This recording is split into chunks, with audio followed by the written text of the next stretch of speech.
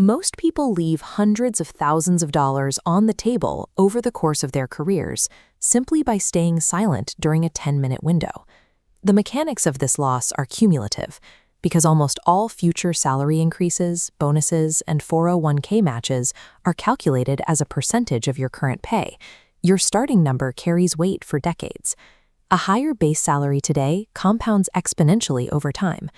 Look at two identical careers over 20 years. If you accept a $70,000 baseline offer without negotiating, you will earn a steady income.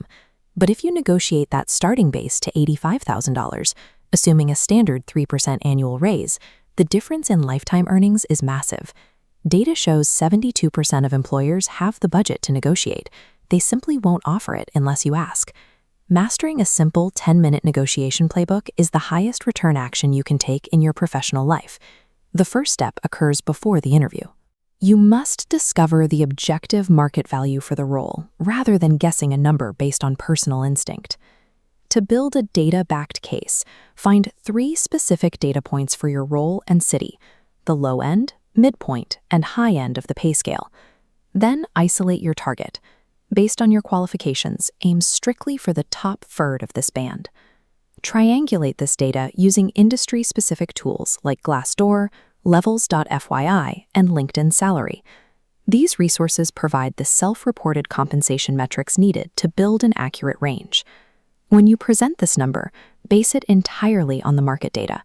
Never justify a requested salary by bringing up personal financial obligations like rent, medical bills, or student loans.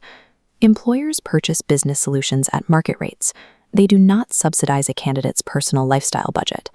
Anchoring your value to the market removes the emotion from the conversation. During initial recruiter phone screens, naming a figure first surrenders your leverage. Deflect the question to avoid anchoring the negotiation to the low end of the budget.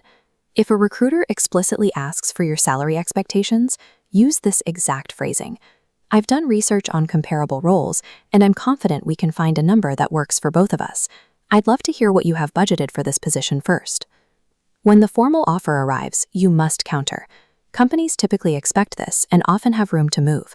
Aim to counter between 10 and 20% above their initial offer. To make the counteroffer professionally, say, "Thank you so much for the offer. I'm genuinely excited about this role.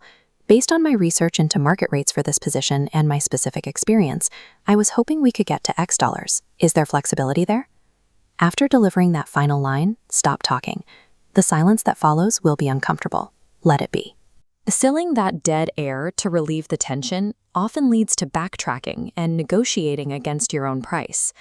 Combining data-backed scripts with absolute silence forces the employer to respond, shifting the psychological leverage back to your side. If a recruiter returns and states they cannot move any higher on the base salary, deploy a fallback strategy. Acknowledge the limit and pivot the focus by asking, "I understand. If the base salary is fixed at X dollars, would you be open to discussing a signing bonus or extra paid time off?" This is your total compensation package. While base pay is fixed, you can negotiate performance bonuses, equity, remote work, or extra vacation. The signing bonus is often the easiest concession. As a one-time cash payout, it won't permanently increase their recurring payroll expenses. A rigid base salary is a pivot point.